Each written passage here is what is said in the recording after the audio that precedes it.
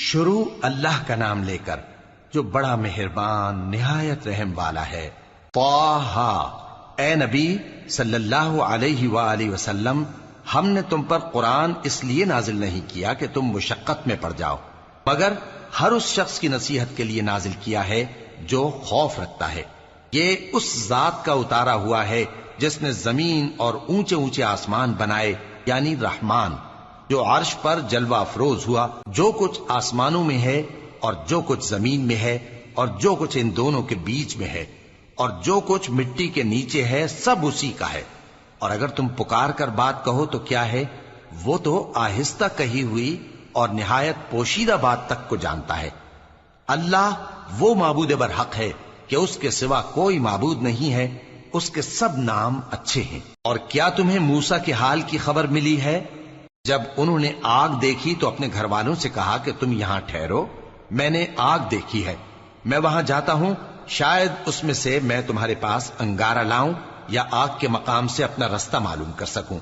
پھر جب وہ وہاں پہنچے تو آواز آئی کہ اے موسیٰ، میں تو تمہارا پروردگار ہوں، تو اپنے جوتے اتار دو، تم یہاں پاک میدان یعنی طویٰ میں ہو، اور میں نے تم کو منتخب کر لیا ہے، تو جو حکم دیا جائے اسے سنو۔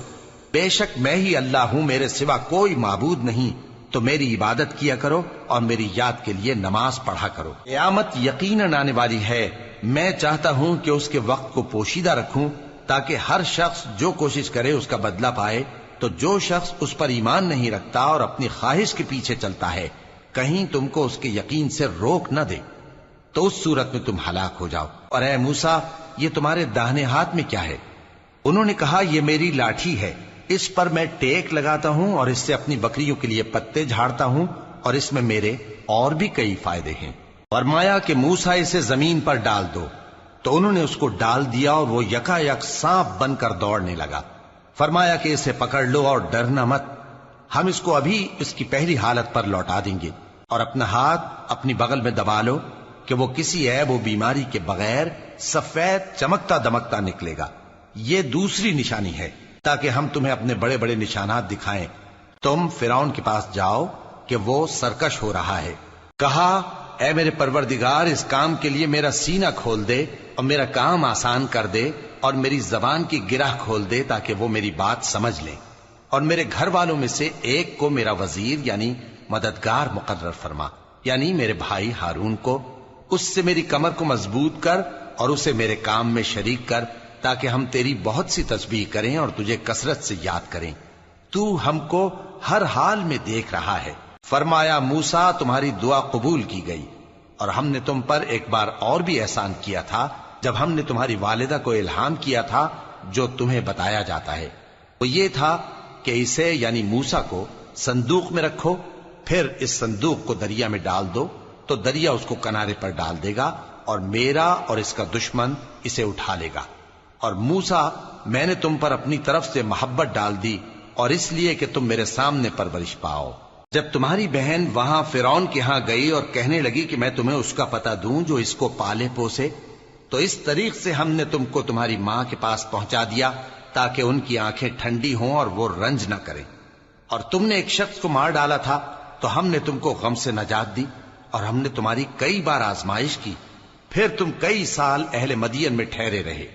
پھر اے موسیٰ، تم ایک اندازے پر آ پہنچے اور میں نے تم کو اپنے کام کے لیے بنایا ہے، تو تم اور تمہارا بھائی دونوں ہماری نشانیاں لے کر جاؤ اور میری یاد میں سستی نہ کرنا۔ دونوں فرعون کے پاس جاؤ کہ وہ سرکش ہو رہا ہے، اور اس سے نرمی سے بات کرنا، شاید وہ غور کرے یا ڈر جائے۔ دونوں کہنے لگے کہ اے ہمارے پروردگار، ہمیں خوف ہے کہ وہ ہم پر زیادتی کرنے لگے یا زیادہ سرکش ہو جائے۔ اللہ نے فرمایا کہ ڈرو مت، میں تمہارے ساتھ ہوں کہ سنتا اور دیکھتا ہوں۔ اچھا، تو اس کے پاس جاؤ اور کہو کہ ہم آپ کے پروردگار کے بھیجے ہوئے ہیں، تو بنی اسرائیل کو ہمارے ساتھ جانے کی اجازت دیجیے اور انہیں عذاب نہ کیجیے۔ ہم آپ کے پاس آپ کے پروردگار کی طرف سے نشانی لے کر آئے ہیں، اور جو ہدایت کی بات مانے اس کو سلامتی ہو۔ ہماری طرف یہ وحی آئی ہے کہ جو جھٹلائے اور منہ پھیرے اس کے لیے عذاب تیار ہے۔ غرض موسیٰ اور ہارون فرعون کے پاس گئے، اس نے کہا کہ موسیٰ، تمہارا پروردگار کون ہے؟ کہا کہ ہمارا پروردگار وہ ہے جس نے ہر چیز کو اس کی شکل و صورت بخشی، پھر راہ دکھائی۔ کہا تو پہلی قوموں کا کیا حال ہوا؟ فرمایا کہ ان کا علم میرے پروردگار کو ہے جو کتاب میں لکھا ہوا ہے۔ میرا پروردگار نہ چوکتا ہے نہ بھولتا ہے۔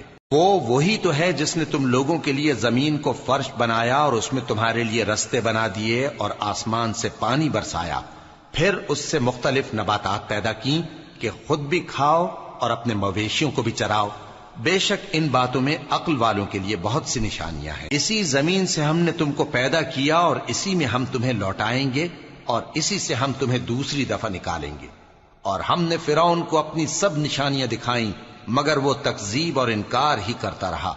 کہنے لگا کہ موسیٰ، کیا تم ہمارے پاس اس لیے آئے ہو کہ اپنے جادو کے زور سے ہمیں ہمارے ملک سے نکال دو؟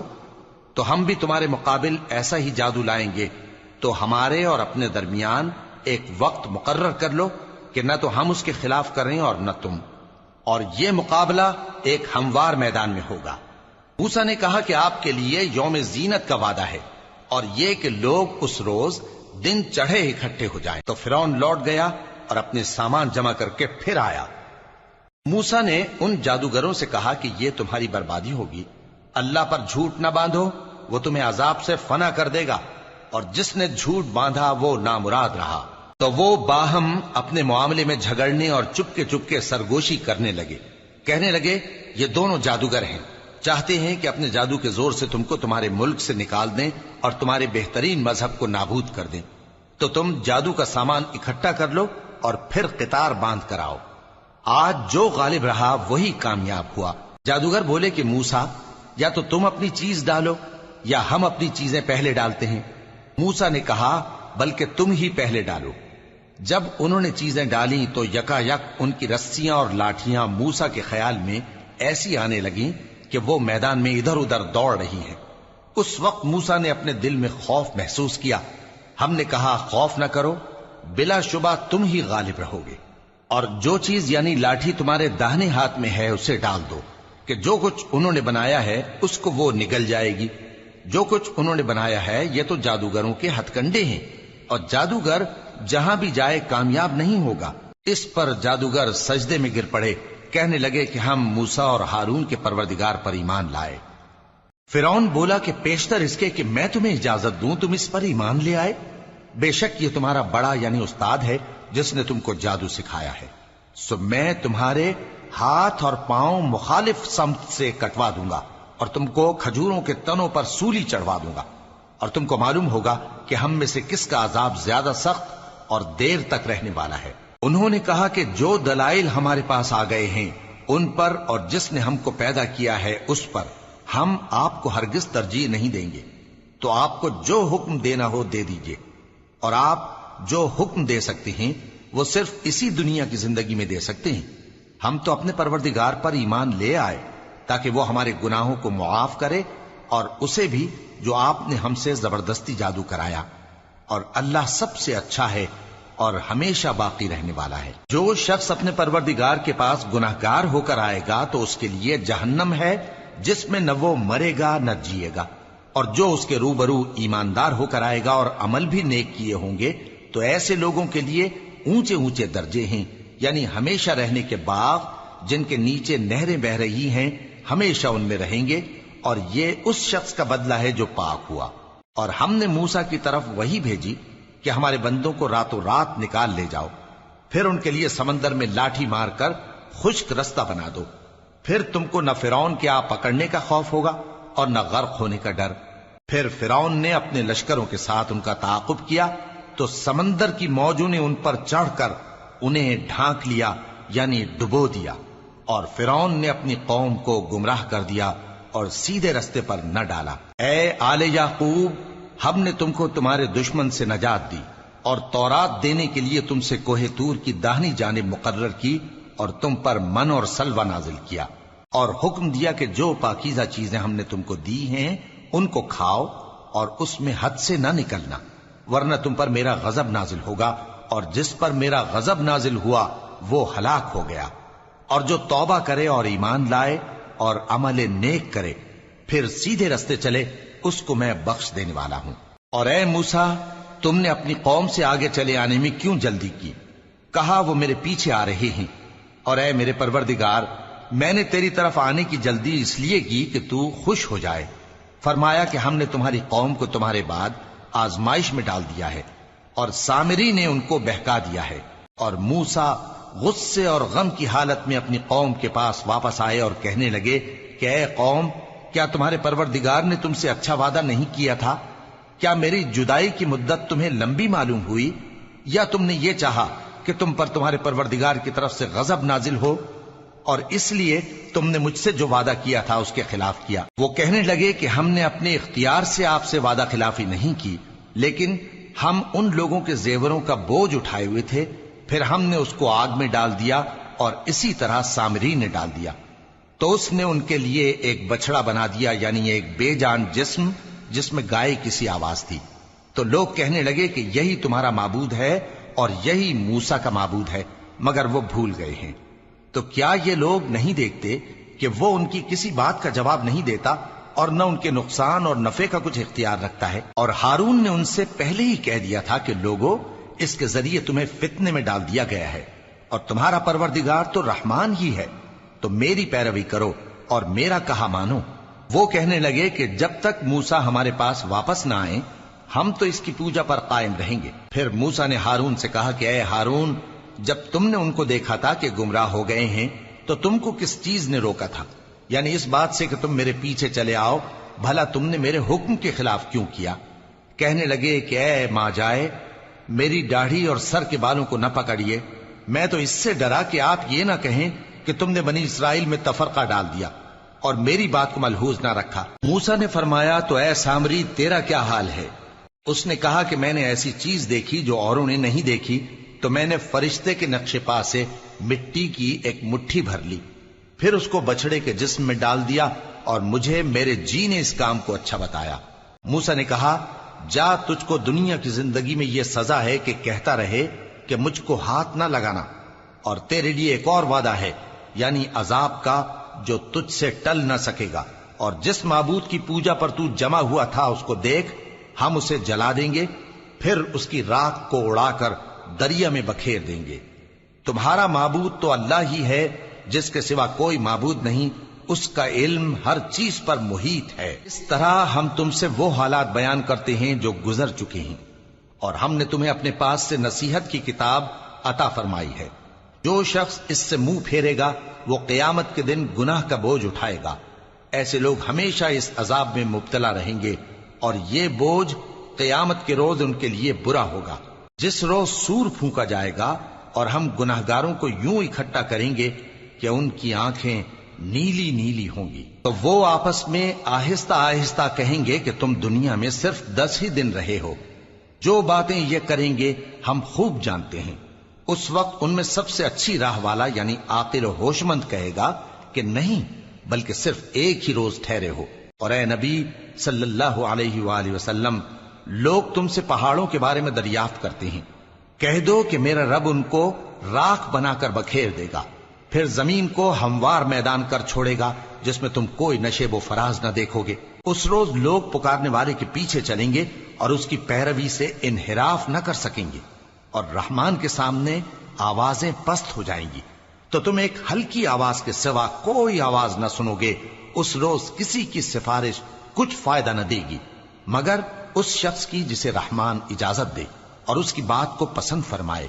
جو کچھ ان کے آگے ہے اور جو کچھ ان کے پیچھے ہے وہ اس کو جانتا ہے، اور وہ اپنے علم سے اللہ کے علم کا احاطہ نہیں کر سکتی۔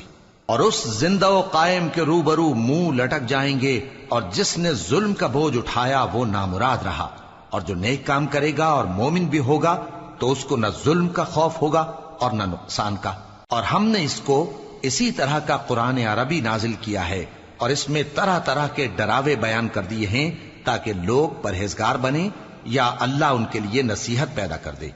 تو اللہ جو سچا بادشاہ ہے، عالی قدر ہے، اور قرآن کی وحی جو تمہاری طرف بھیجی جاتی ہے اس کے پورا ہونے سے پہلے قرآن کے پڑھنے میں جلدی نہ کیا کرو، اور دعا کرو کہ میرے پروردگار مجھے اور زیادہ علم دے۔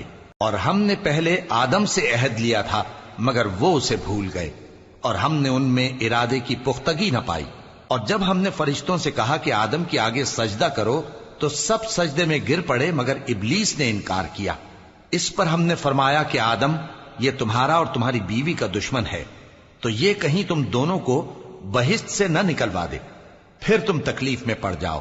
یہاں تم کو یہ آسائش ہے کہ نہ بھوکے رہو نہ ننگے، اور یہ کہ نہ پیاسے رہو اور نہ دھوپ کھاؤ۔ پھر شیطان نے ان کے دل میں وسوسہ ڈالا اور کہا کہ آدم، بھلا میں تم کو ایسا درخت بتاؤں جو ہمیشہ کی زندگی کا باعث ہو اور ایسی بادشاہت کہ کبھی زائل نہ ہو؟ سو دونوں نے اس درخت کا پھل کھا لیا تو ان پر ان کی شرم گاہیں ظاہر ہو گئیں اور وہ اپنے اوپر بہشت کے پتے چپکانے لگے، اور آدم نے اپنے پروردگار کے حکم کے خلاف کیا تو وہ اپنے مقصد سے بے راہ ہو گئے۔ پھر ان کے پروردگار نے ان کو نوازا تو ان پر مہربانی سے توجہ فرمائی اور سیدھی راہ بتائی۔ فرمایا کہ تم دونوں یہاں سے نیچے اتر جاؤ، تم میں بعض کے دشمن ہوں گے، پھر اگر میری طرف سے تمہارے پاس ہدایت آئے تو جو شخص میری ہدایت کی پیروی کرے گا وہ نہ گمراہ ہوگا اور نہ تکلیف میں پڑے گا، اور جو میری نصیحت سے منہ پھیرے گا اس کی زندگی تنگ ہو جائے گی، اور قیامت کو ہم اسے اندھا کر کے اٹھائیں گے۔ وہ کہے گا کہ میرے پروردگار، تو نے مجھے اندھا کر کے کیوں اٹھایا؟ میں تو دیکھتا بھالتا تھا۔ اللہ فرمائے گا کہ ایسا ہی چاہیے تھا، تیرے پاس ہماری آیتیں آئیں تو تو نے ان کو بھلا دیا، اسی طرح آج ہم تجھ کو بھلا دیں گے۔ اور جو شخص حد سے نکل جائے اور اپنے پروردگار کی آیتوں پر ایمان نہ لائے، ہم اس کو ایسا ہی بدلہ دیتے ہیں، اور آخرت کا عذاب بہت سخت اور ہمیشہ باقی رہنے والا ہے۔ تو کیا یہ بات ان لوگوں کے لیے موجب ہدایت نہ ہوئی کہ ہم ان سے پہلے بہت سے فرقوں کو ہلاک کر چکے ہیں جن کے رہنے کے مقامات میں یہ چلتے پھرتے ہیں؟ عقل والوں کے لیے اس میں بہت سی نشانیاں ہیں، اور اگر ایک بات تمہارے پروردگار کی طرف سے پہلے صادر اور جزائے اعمال کے لیے ایک میعاد مقرر نہ ہو چکی ہوتی تو نزول عذاب لازم ہو جاتا۔ پس جو کچھ یہ بکواس کرتے ہیں اس پر صبر کرو، اور سورج کے نکلنے سے پہلے اور اس کے غروب ہونے سے پہلے اپنے پروردگار کی تسبیح و تحمید کیا کرو، اور رات کی کچھ گھڑیوں میں بھی اس کی تسبیح کیا کرو، اور دن کے مختلف اوقات یعنی دوپہر کے وقت بھی، تاکہ تم خوش ہو جاؤ۔ اور کئی طرح کے لوگوں کو جو ہم نے دنیا کی زندگی میں آرائش کی چیزوں سے نوازا ہے تاکہ ان کی آزمائش کریں، ان پر نگاہ نہ کرنا، اور تمہارے پروردگار کی عطا فرمائی ہوئی روزی بہت بہتر اور باقی رہنے والی ہے۔ اور اپنے گھر والوں کو نماز کا حکم کرو اور اس پر قائم رہو۔ ہم تم سے روزی کے خواستگار نہیں، بلکہ تمہیں ہم روزی دیتے ہیں، اور نیک انجام اہل تقوی کا ہے۔ اور کہتے ہیں کہ یہ پیغمبر اپنے پروردگار کی طرف سے ہمارے پاس کوئی نشانی کیوں نہیں لائے؟ کیا ان کے پاس پہلی کتابوں کی نشانی نہیں آئی؟ اور اگر ہم ان کو پیغمبر کے بھیجنے سے پیشتر کسی عذاب سے ہلاک کر دیتے تو یہ کہتے کہ اے ہمارے پروردگار، تو نے ہماری طرف کوئی پیغمبر کیوں نہ بھیجا کہ ہم ذلیل اور رسوا ہونے سے پہلے تیرے احکام کی پیروی کرتے۔ کہہ دو کہ سب نتائج اعمال کے منتظر ہیں، سو تم بھی منتظر رہو، ان قریب تم کو معلوم ہو جائے گا کہ دین کے سیدھے رستے پر چلنے والے کون ہیں اور جنت کی طرف راہ پانے والے کون ہیں، ہم یا